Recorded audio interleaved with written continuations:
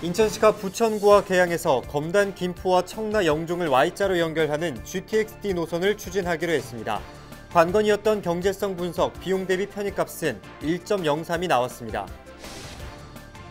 3기 신도시 계획 발표 때부터 철도 계획이 없었던 계양 테크노밸리와 대장 신도시에는 SBRT보다 철도 계획을 요구하는 목소리가 늘고 있습니다. 81년간 닫혀있던 부평 미군기지가 14일 시민들에게 드디어 개방되는데요. 차준택 부평구청장과 전화 연결로 향후 계획을 직접 들어보겠습니다. 우리 지역 지자체 주요 정책을 살펴보는 시간 정책 조명. 오늘은 굴포천 상류 구간을 복원하고 활성화하는 도시재생 뉴딜 부평 11번가 사업을 살펴봅니다.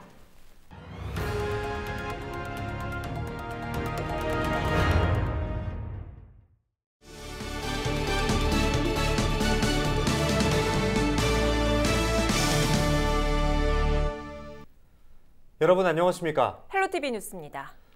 서부 수도권 광역급행철도 GTX-D 노선이 어떻게 결정될지를 두고 시민들의 관심이 뜨거운 가운데 인천시에서 추진한 GTX-D 노선 관련 사전 타당성 용역 조사 결과가 나왔습니다. 취재 기자와 자세한 이야기 나눠보겠습니다. 이재필 기자, 박남춘 인천시장이 자신의 SNS에 용역 결과를 발표했죠? 네, 맞습니다.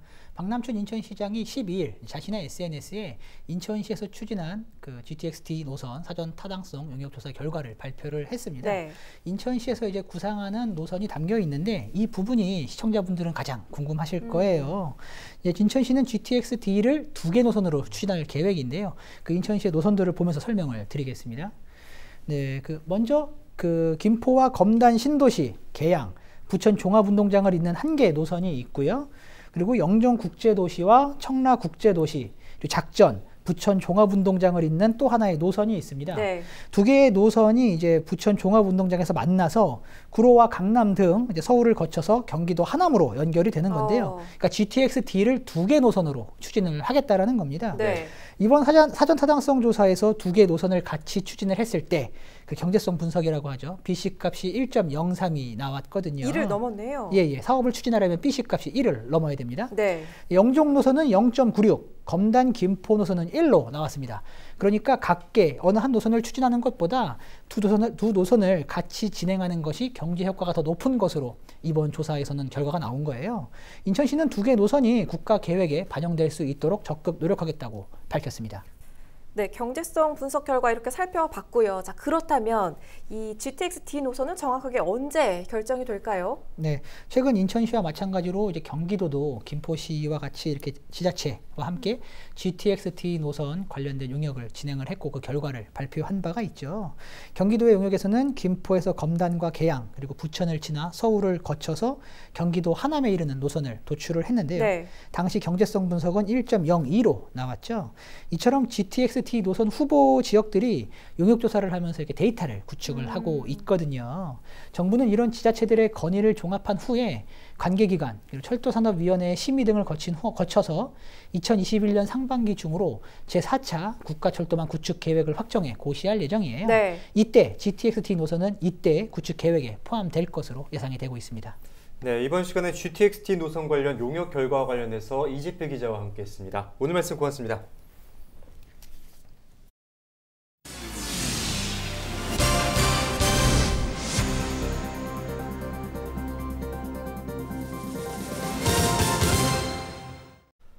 네, 부동산 광풍시대, 보상과 사전 청약 계획 등이 잇따라 발표되면서 3기 신도시에 대한 기대감도 커지고 있는데요.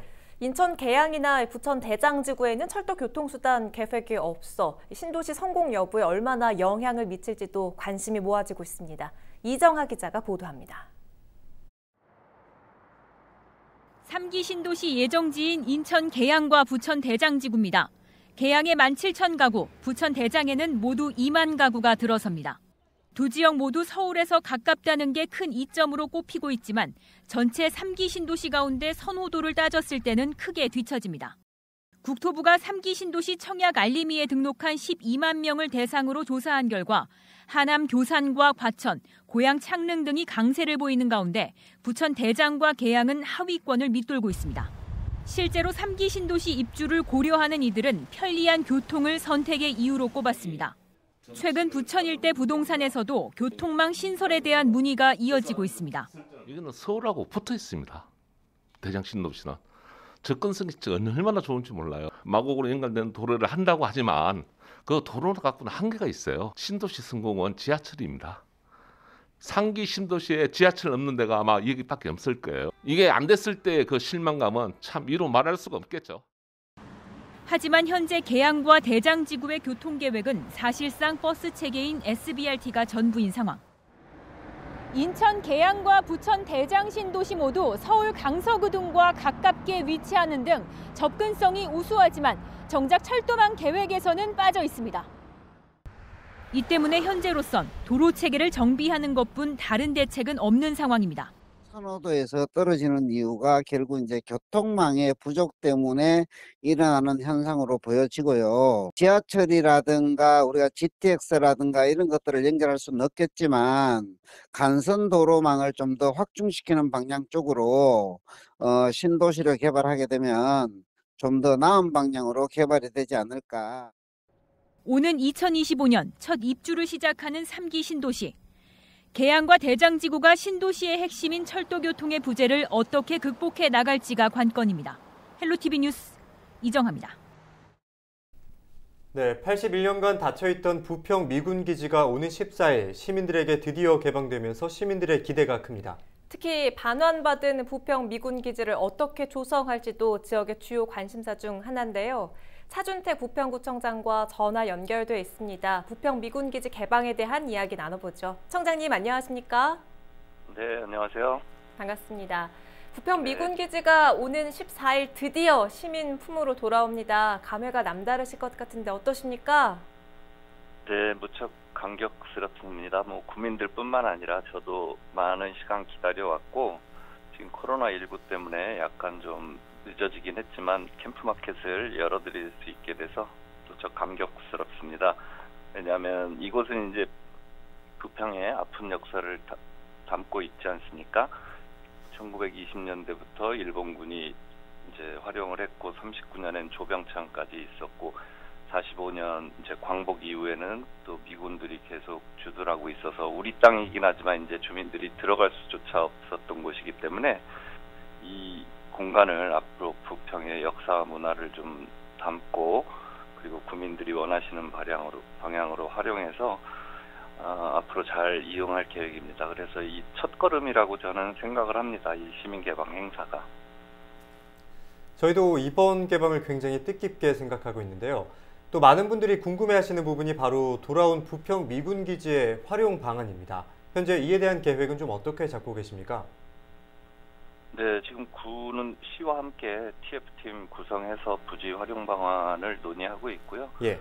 일단 제일 큰 원칙은 시민들이 원하는 방향으로 이제 개발하는 것이고, 차적으로는 이제 대부분의 공간은 공원이 되는 거고요. 문화공원, 그리고 이제 역사와 문화를 담는 공간, 그리고 주민 편의시설 이런 거 세부적인 건물이라든가 이런 거 용도에 대해서는 아직 구체화되진 않았고요. 시랑 협의가 필요할 겁니다. 그래서 주민들의 의견 수렴이 가장 큰 부분이고, 지금 얘기되고 있는 거는 이제 이곳이 대중음악 발상지라고 이제 널리 알려져 있기 때문에 한국 대중음악 자료원이나 음악 창작소 이런 부분들, 그리고 우리의 그 역사와 부평의 역사 문화를 좀 이렇게 잘 새길 수 있는 박물관 같은 거, 그런 것들은 유치가 돼야 되지 않을까라는 생각입니다.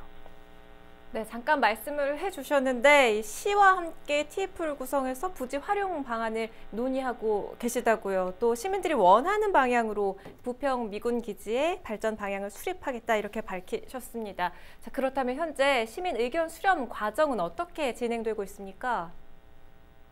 네, 일단 시나 구에서도 각각 시민참여위원회 그리고 부지 활용에 대한 자문협의회가 운영되고 있고요. 그리고 현재 구청 1층에 그리고 시청 본관 1층에 그리고 캠프마켓 토양정화 현장 사무실에 부평 미군기지 주민참여 소통 박스를 설치해서 의견을 받고 있습니다. 주민들께서 그 안에다가 이제 미군 기지, 미군 부대 자리에 무슨 시설들 어떻게 활용했으면 좋겠다라는 의견을 주시면 그 부분들을 저희가 최대한 반영할 계획이고, 이거는 내년 6월까지 계속 운영될 예정입니다. 그리고 구민들이 이제 캠프마켓 둘러보시면서 직접 목소리를 내는 자리도 마련했는데, 캠프마켓 라운드 테이블이라고 불리는데요. 이건 온라인으로 이제 참가 신청을 받아서 한 이틀간에 한 기수씩 이렇게 개최가 됩니다. 그래서 이거는 점차적으로 계속 진행을 할 예정이고요. 또 한 가지는 이제 만 34살 미만의 청년들이 참여하는 캠프마켓 서포터즈 캠프파이어도 구민께 캠프마켓의 중요성을 알리는 그 홍보 콘텐츠를 생산해서 적극적으로 구민들의 관심을 이끌어낼 예정입니다. 하여튼 이 외에도 또 다양한 방법 연구해서 주민들의 의견 더 최대한 수렴하려고 저희들이 노력하고 있습니다. 네, 부평 미군기지가 81년 만에 시민의 품으로 돌아오는 만큼 보다 나은 부평을 위한 마중물 역할을 하길 기대해 보겠습니다. 오늘 말씀은 여기까지 듣겠습니다. 네, 감사합니다. 네, 지금까지 차준택 부평구청장이었습니다.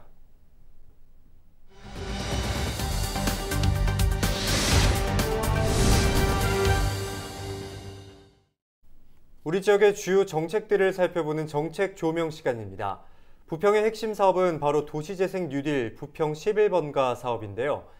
굴포천 상류 구간을 복원하고 굴포 먹거리 타운을 조성해 경제와 환경 그리고 문화를 융합한 도시로 탈바꿈하는 대형 프로젝트입니다.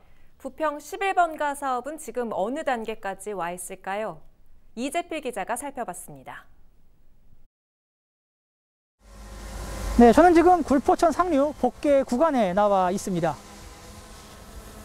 부평 11번가 사업의 첫 번째 핵심, 바로 덮여있는 이곳을 걷어내고 굴포천 상류를 복원하는 건데요. 복원된 굴포천 상류에는 시민들을 위한 휴식 공간이 조성되고 수시로 문화예술 공연이 펼쳐집니다. 저희가 추진하는 그 굴포천 생태하천 복원 사업은 그 인천광역시 최초로 하천을 복원하는 사업으로 해당지는 부평 1동 행정복지센터에서부터 부평구청까지 약 한 1.5km 정도가 되겠고요. 현재 설계 마무리 단계에 있으며 금년 말까지 행정 절차를 모두 완료하고 내년 2021년 2월서부터 3월까지 기공식을 시작으로 사람과 자연이 어우러진 친환경적 생태 공간으로 조성될 수 있도록 사업 추진에 최선을 다하겠습니다. 굴포천 상류 구간과 연결된 굴포 먹거리 타운입니다. 상권 활성화를 위해 스마트 로봇 주차장과 광장이 조성되는데요. 상권 활성화를 포함한 부평 11번가에 들어가는 예산은 1,642억 원에 달합니다. 저희는 그 주민에게 살기 좋은 동네로 또한 상인에게는 장사가 잘 되는 상권으로 또한 방문객에게는 다시 방문하고 싶은 매력적인 장소로 재생되어 우리 구민들이 삶의 활력소를 되찾을 수 있도록 최선을 다하겠습니다. 부평 11번가 사업은 이미 시작됐습니다. 부평 미군기지 오수 정화조 부지에는 혁신센터가 건설됩니다. 350가구 규모의 공공임대주택과 60여 개의 공공임대상가가 들어서는데요. 특히 지역 요식업계를 지원하는 푸드 플랫폼도 이곳에 자리합니다. 부지 매입 협약을 마쳤고 내년 초 착공에 들어갑니다. 혁신센터 조성 사업이 내년 6월 착공으로 예정되어 있습니다. 또한 굴포 둥지마을 조성, 굴포 먹거리 타운 활성화, 굴포 문화누림터 조성 사업은 올해 11월에서 12월까지 착공 예정이 있습니다. 그 외에 사업들은 2021년에서 2022년에 착공 및 준공 예정입니다. 도시재생누릴 사업과 관련된 내용은 네이버, 카페, 그다음에 페이스북 통해 많은 자료를 공유하고 있으며 특히 부평 1동 행정복지센터 앞에 우리가 홍보관을 건립하고 있어 올해 12월부터는 운영 예정에 있습니다. 우리 지역 주민분들이 많은 참여 부탁드리겠습니다. 부평 11번가 사업은 오는 2023년 최종 완료될 계획입니다. 부평구가 계획대로 환경과 경제 그리고 문화가 어우러진 도시로 새롭게 태어날 수 있을까요? 기대가 됩니다. 헬로티비 뉴스 이재필입니다.